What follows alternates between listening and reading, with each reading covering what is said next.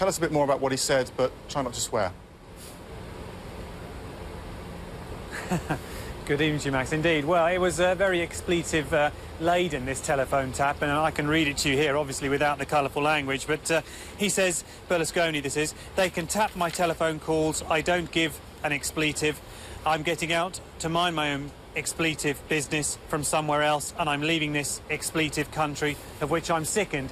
Now, as you said there, yes, this was all part of an investigation into allegations that Berlusconi had been blackmailed by a businessman who had brought escorts to his official residence in Rome 2 years or so ago. And he is now alleged to have been blackmailing Berlusconi.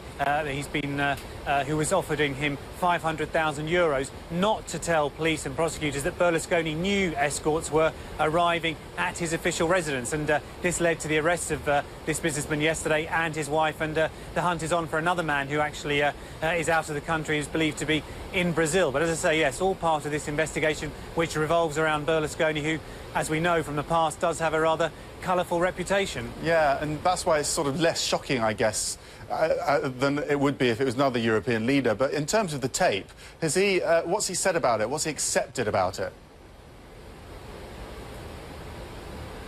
Well, he's admitted to it. He said he made this conversation. I think what is crucial as well is the timing of this telephone call. It was made in early July, which, as you may remember, Max, was when Italy was under severe pressure from the ECB with regard to its debt and the fact that it was 120% of its gross domestic product, and it was threatening to topple Italy over the edge and lead it to a Greek-style financial crisis. And at the time that he's supposed to be resolving this problem, he's talking to a newspaper editor in very colourful terms about Italy, very derogatory terms, and this has also led to a great deal of condemnation from opposition MPs who are saying, well, if he feels so strongly about the country, how much he hates it, then why doesn't he do us all a favour and leave and get someone else in to run the country properly and save Italy from the brink of this financial crisis, which, as I say, it's teetering on the brink of still. There are people outside the country who think it's bizarre that he's still in power, all these stories and these tales that you hear about him, but just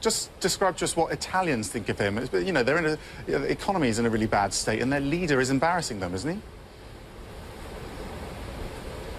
Well, absolutely. This is what one of the opposition senators, MP, said today. He said that Italy has a very comical reputation with regard to the rest of the world, and in fact that they believe that he is a joke, a complete joke, and in fact one of them suggested that maybe he should go and be checked out by a psychiatrist because he was talking like a madman and his mental stability was being questioned. So certainly I think the majority of Italians are very, very bemused by what he says and also very offended by what he says, and certainly the opinion polls seem to have shown that he is dropping, and he is in fact not as strong and as powerful as he was at the beginning of the year when he was riding high in the opinion polls. And as I say, he was very, very well, he defended himself, if you like, obviously with regard to this taped phone conversation, saying that it was a private conversation, that no one else should eavesdrop in, and that it was comments that were made late at night. But I think also his frustration comes out because it was also made at a time when the Italian court system fined him €600 million with regard to a bribery scandal dating back 20-odd years with respect to a takeover of a supermarket firm.